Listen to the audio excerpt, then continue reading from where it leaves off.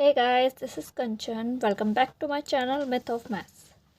तो आज हम डिस्कस करेंगे सममित आव्यूह, सिमेट्रिक मैट्रिक्स क्या होती है। इससे पहले वाले पार्ट में हमने काफ़ी कुछ डिस्कस किया था, जैसे कि ट्रांसपोज आव्यूह क्या होता है, मतलब किसी आव्यूह का ट्रांसपोज कर दिया जाए तो वो क्या होता है। और भी काफ़ी चीज़ हमने देखी थी, जैसे कि पंक्ति आव्यूह किसे कहते हैं, स्तंभ आव्यूह किसे कहते हैं। तो अगर आपने वो वीडियो नहीं देखी तो प्लीज़ पहले जाकर उसे देखिए, फिर आगे कंटिन्यू कीजिए। और आज हम पढ़ेंगे सिमेट्रिक आव्यूह यानी कि सममित आव्यूह क्या होता है। तो चलिए स्टार्ट करते हैं। यदि a dash equals to a हो तो a को सममित आव्यूह कहा जाता है। ये एक नोट्स की फॉर्म में मैं आपको प्रोवाइड करा रही हूँ। अगर आपको अच्छे लगे तो इसे साथ के साथ नोट डाउन करते रहिए, जिससे कि आपके एग्ज़ाम में बहुत हेल्पफुल होगा। जब आपके बोर्ड एग्ज़ाम होंगे तो आप जब रिवीजन के लिए नोट्स उठाओगे तो आपको सब चीज़ मेमोराइज होती रहेगी। ठीक है, तो साथ के साथ चाहे तो नोट भी करते रहिएगा। चलिए एग्जाम्पल के थ्रू समझते हैं सममित आव्यूह कहते किसे हैं। ये एक एग्जाम्पल दिया है, एक आव्यूह दिया गया है a equals to A H G H B F G F C सममित आव्यूह है। तो इसका सॉल्यूशन देखते हैं। देखिए, हम जो ट्रांसपोज हमारे आव्यूह थे उसमें हम क्या करते थे कि रो को कॉलम कर देते थे और कॉलम को रो कर देते थे। मतलब कि पंक्ति को स्तंभ में और स्तंभ को पंक्ति में कन्वर्ट कर देते थे। तो उसे वो हमारा ए डैश से रिप्रेजेंट होता था क्या, ट्रांसपोज आव्यूह जो हमने पढ़ा था, परिवृत्त आव्यूह। अब हम सिमेट्रिक आव्यूह पढ़ रहे हैं यानी कि सममित आव्यूह। उसकी कंडीशन सिर्फ इतनी है कि ए डैश जो होगा वो हमारा ए के इक्वल होगा, जहाँ की हमारा ए क्या है, कोई भी एक आव्यूह है। तो हमने एग्जाम्पल के तौर पर एक आव्यूह लिया है। अब इसका हमें डैश करना होगा। डैश का मतलब इसका हमें ट्रांसपोज परिवृत्त करना होगा। जब हम इसका ट्रांसपोज करेंगे तो ये जो हमारी रोज हैं, हमारी पंक्तियां हैं, वो कॉलम हो जाएंगी। मतलब ए एच जी जो है वो इस तरह से कॉलम में आ जाएगा, स्तंभ में आ जाएगा। एच बी एफ था तो ये हम ऐसे इस तरीके से लिख देंगे, और जी एफ सी है तो ये ऐसे आ जाएगी। तो आप एक चीज़ देख पा रहे होंगे कि जब हमने इसका डैश कर दिया यानी कि परिवृत्त ट्रांसपोज कर दिया तो भी कोई डिफरेंस नहीं आया आव्यूह में। देखिए A H G H B F G F C same वही आव्यूह हमारा आ गया है। तो ये एक अच्छा एग्जाम्पल है सममित आव्यूह का। जब हम इसका ट्रांसपोज करते हैं, परिवृत्त करते हैं, तो भी हमें ए ही मिलता है, यही आव्यूह मिलता है। देखिए जो एग्जाम्पल है ये इसका सॉल्यूशन पूरा दिया गया है। अतः ए डैश इक्वल्स टू ए, तो ए हमारा सममित आव्यूह होगा। ठीक है, तो ये आपको क्लियर होगा आई होप। तो यहाँ पर ये ए जो है सममित आव्यूह होगा। अब आगे पढ़ते हैं। विषम सममित आव्यूह, स्क्यू सिमेट्रिक मैट्रिक्स किसे कहते हैं। सममित आव्यूह में हमारी कंडीशन क्या थी, ए डैश इक्वल्स टू ए। जबकि जो विषम सममित आव्यूह है इसमें हमारी कंडीशन होगी ए डैश इक्वल्स टू माइनस ए। ठीक है, तो इसका एग्जाम्पल लेकर समझते हैं हम।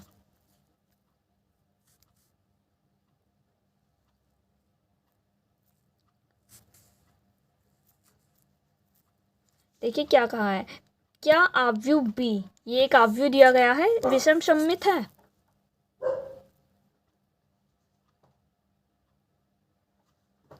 तो इसका सबसे पहले हम ट्रांसपोज यानी कि परिवृत्त निकालेंगे। क्या, बी डैश यानी कि रो को कॉलम में, रो को कॉलम में, और ये इस तरीके से। ठीक है, आई होप ये समझ आ गया होगा आपको। बी डैश, तो इसे हमने इक्वेशन फर्स्ट कंसिडर कर लिया है। और इसी तरह से माइनस बी, मतलब ये जो बी है इसमें माइनस की मल्टीप्लिकेशन कर दी। देखिए जब ज़ीरो से माइनस की मल्टीप्लिकेशन होगी ज़ीरो आएगा, थ्री से माइनस थ्री, माइनस फाइव, एक मिनट, इस तरीके से 3 0 माइनस 8 5 8 0। तो इसे इक्वेशन सेकंड कंसिडर कर लिया। तो इन दोनों की जब हमने तुलना की है तो हमारा solution B dash equals to B आ जाता है, बिल्कुल सेम। देखिए ध्यान से देख लीजिए, माइनस थ्री, माइनस फाइव, इसी तरीके से, मतलब रो कॉलम सब कुछ सेम है। तो ये हमारा एक विषम सममित का एग्जाम्पल है। तो बी एक विषम सममित होगा। चलिए नोट पढ़ते हैं। किसी भी विषम सममित आव्यूह में विकर्ण पर सदैव शून्य होगा और विकर्ण के ऊपर तथा नीचे के अवयव एक दूसरे के विपरीत चिन्ह के होंगे। कोई भी विषम सममित आव्यूह है, स्क्यू सिमेट्रिक मैट्रिक्स है, उसके विकर्ण पर, विकर्ण क्या होते हैं, जैसे ये आव्यूह है तो ये इसे कहते हैं हम विकर्ण, तो उसके विकर्ण पर सदैव शून्य होगा और विकर्ण के ऊपर और नीचे एक दूसरे के विपरीत चिन्ह के होंगे। किस तरीके से समझाती हूँ, जैसे अभी हमने ऊपर एग्जाम्पल लिया था, ये देखिए इस एग्जाम्पल में जो हमारा विकर्ण पर हमेशा शून्य थे, तो यहाँ देखिए यहाँ था 3, 5, 8।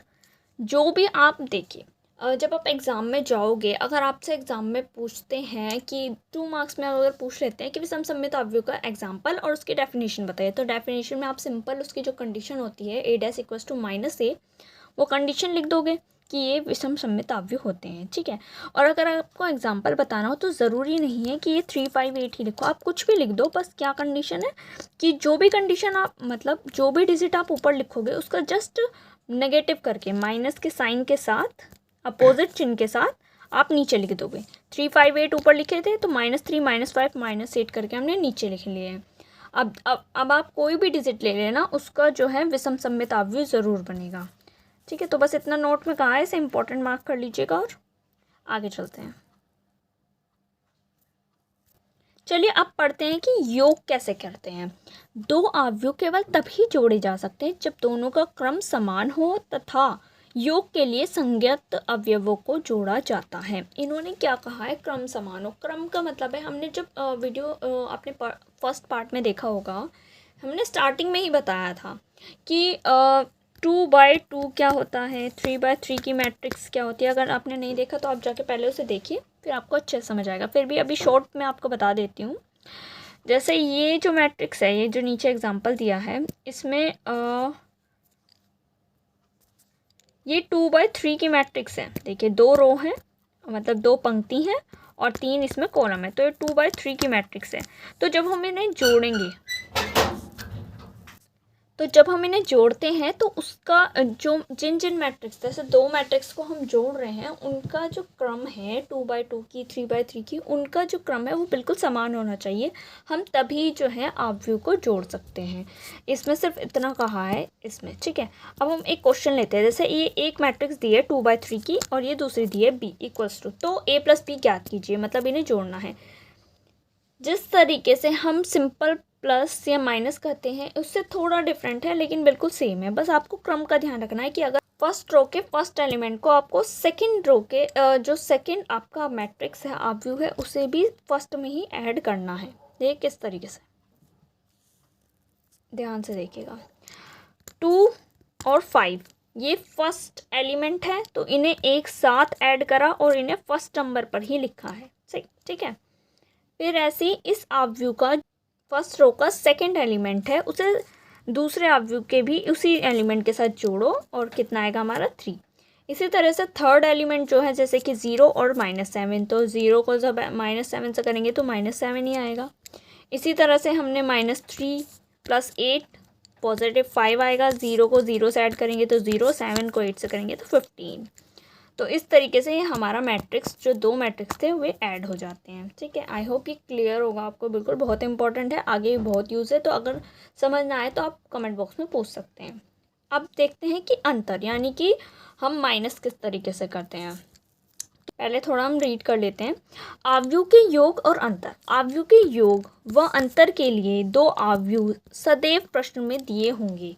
जब भी ये कहा होगा क्वेश्चन में कि आप योग निकालिए या अंतर निकालिए, तो ऑलवेज 2 आव्यूह, 2 मैट्रिक्स हमें क्वेश्चन में गिवन होंगे, दिए गए होंगे, ठीक है।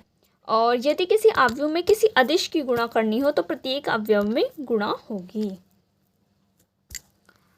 तो एक एग्जांपल ये वाला भी देखते हैं। यदि a equals to this and this, देखिए ये भी 2/2 की मैट्रिक्स बन रही है, ये भी 2/2 की है। तो इसमें कुछ पॉइंट्स दिए हैं जो हमें फाइंड करने हैं, जैसे कि 2a, 2b और 2a - 2b। सबसे पहले 2a फाइंड करेंगे। तो 2a में कुछ नहीं है, बस 2 की मल्टीप्लाई जो है सभी एलिमेंट्स हो जाएगी। देखिए 2a, 2 हमने जो है आव्यूह के बाहर लिख दिया है और इसमें मल्टीप्लिकेशन का साइन कुछ नहीं आएगा, सिंपल आप 2 लिखोगे, वरना मार्क्स काटे भी जा सकते हैं। तो इस चीज़ों का बहुत ध्यान रखिए कि आव्यूह में किस तरीके से हम मल्टीप्लिकेशन करते हैं, किस तरीके से हम प्लस माइनस करते हैं, ठीक है। तो अब जब हम 2 की मल्टीप्लिकेशन करेंगे इस आव्यूह में, तो ध्यान से देखिए मल्टीप्लिकेशन कैसे होती है। तो इसकी फर्स्ट एलिमेंट में, सेकंड में, थर्ड में, फोर्थ में, सब एलिमेंट्स में इसकी मल्टीप्लिकेशन होगी सिर्फ इस 2 की। ध्यान से देखिए 2 3 ज़ा 6, 2 4 ज़ा 8, 5 10 और 16, 2 8 ज़ा 16। इस तरीके से 2a हमारा क्या आया है 6 8 10 और 16। इसी तरह से हम 2b निकाल लेंगे। देखिए b की वैल्यू 2407 थी, तो यहाँ पर भी हमने 2407 में 2 से मल्टीप्लिकेशन करी तो हमारा 2b आ गया है। अब इन्होंने कहा है कि निकालना है थर्ड पार्ट में 2a माइनस 2b। तो 2a माइनस 2b निकालने के लिए हमें सिंपल इसे और इसे, इस वाले का हम डिफरेंस कर देंगे। ये देखिए इसमें हमने डिफरेंस किया है, तो 6 फर्स्ट वाले को फर्स्ट वाले से ही सब्ट्रैक्ट कीजिएगा। 6 में से 4 2 आएगा, 8 में से 8 तो 0, 10 में से 0 तो 10 ही आएगा, 16 में से 4 तो 2। तो ये हमारी 2a माइनस 2b की वैल्यू आ जाती है, ठीक है। आई होप ये एग्जाम्पल भी आपको बिल्कुल क्लियर होगा। आगे बढ़ते हैं नेक्स्ट क्वेश्चन के ऊपर। यदि a इक्वल्स टू, ये हमें आव्यूह दिया गया है, तो 2a माइनस 3i ज्ञात कीजिए। i क्या होता है, i होता है आइडेंटिटी मैट्रिक्स, यानी कि हमारा, तो आइडेंटिटी मैट्रिक्स वे होते हैं जिनके विकर्ण में हमेशा 1 आएगा और बाकी सब जगह 0 आएगा। ये फर्स्ट वीडियो में मैंने आपको एक्सप्लेन किया है कि क्या होते हैं आइडेंटिटी मैट्रिक्स, ठीक है। ये सभी चीज़ अगर आपने नहीं देखा है तो आप जाकर देख सकते हैं वहाँ पर। तो प्रश्न में आव्यूह जो है वो 3/3 के क्रम का दिया है। देखिए साफ दिख रहा है कि इसमें 3 रोज़ हैं और 3 कॉलम हैं, यानी कि 3 पंक्तियाँ हैं और 3 ही स्तंभ हैं। आगे इन्होंने कहा है 2a माइनस 3i, जैसे कि हमने अभी पिछले क्वेश्चन में किया था, 2a निकाला था तो 2 की इन सब से मल्टीप्लिकेशन हो जाएगी तो हमारा 2a आ जाएगा। 3i किस तरीके से निकाला जाएगा, ये जो पूरी मैट्रिक्स है हमारी i की 3/3 के क्रम का ही लेंगे। क्यों लेंगे, क्योंकि आपसे साफ कहा था जब भी हम योग करेंगे या अंतर करेंगे, मतलब कि प्लस एडिशन या डिफरेंस करेंगे, तो उसमें हम सेम क्रम की मैट्रिक्स होनी चाहिए हमारी दोनों। तो कहने को तो जो आव्यूह है मतलब आइडेंटिटी मैट्रिक्स है हमारा, आई का जो मैट्रिक्स है वो हम 2/2 का भी ले सकते थे, 1 1 0 0, ये भी आइडेंटिटी मैट्रिक्स है। लेकिन क्वेश्चन में जो है हमारा a इक्वल्स टू 3/3 का दिया है, जो आव्यूह दिया है वो 3/3 का दिया है, तो इसलिए हमने जो आई है ये भी 3/3 का लिया है। अब देखते हैं कि हम 3i कैसे निकालेंगे। तो सिंपल कुछ नहीं, 3 की इस पूरी मैट्रिक्स में मल्टीप्लिकेशन हो जाएगी। देखिए ये 2, ये पूरा एलिमेंट a का है और ये i का है और ये बाहर 3 लिख दिया है, इनके बीच में कुछ मल्टीप्लिकेशन कोई साइन नहीं है, जैसे कि क्वेश्चन में 2a माइनस 3i निकालने के लिए कहा है। आगे देखिए फिर 2 की पूरी की पूरी आव्यूह में हम मल्टीप्लाई कर देंगे, 4 2 0 ये आ जाता है। और फिर 3 की, देखिए 3 की 1 में होगी तो 3, 0 में होगी तो ऑलमोस्ट 0 0, जहाँ 0 थे वहाँ 0 और 1 की जगह पर यहाँ पर आ जाएगा 3। इतना होने के बाद सिंपली लास्ट में हम इन्हें माइनस कर देंगे, 4 में से 3 1, 2 में से 0 माइनस करेंगे तो 2 ही आएगा, 0 में से 0 तो 0, ऐसे इस 0 का ये आ जाएगा। 2 में से 3 माइनस करेंगे तो -1 है ना, 4 में से 0 माइनस करेंगे तो 4 6। इसी तरह से ये हमारा फाइनल आंसर होगा। आई होप यहाँ तक आपको बिल्कुल क्लियर होगा। ये एक क्वेश्चन है, ये मैं आपको होमवर्क में दे रही हूँ, आई होप आप सभी इसे करेंगे और इसका सॉल्यूशन भी कमेंट बॉक्स में हमें ज़रूर बताएंगे। देखिए इसमें a बराबर दिया है DIAG, इसका मतलब है डायगोनल यानी कि विकर्ण पर। अक्सर आपको बुक्स में या फिर कहीं भी नोट्स वगैरह में आपको इस तरीके से भी लिखा हुआ मिल सकता है, तो उससे कंफ्यूज नहीं होना है। इसका मतलब सिंपल ये कहा है कि विकर्ण पर हमारे 1 2 3 है, बाकी सब जगह 0 है। अभी मैं आपको इसकी मैट्रिक्स बना के बता दूंगी कैसे होता है, फिर आप इसे खुद से सॉल्व कीजिएगा। ओके, तो फिर आगे कहा है क्वेश्चन में कि 2a + 5i, जैसे हमने पिछले क्वेश्चन में किया था सेम वैसे ही करना है।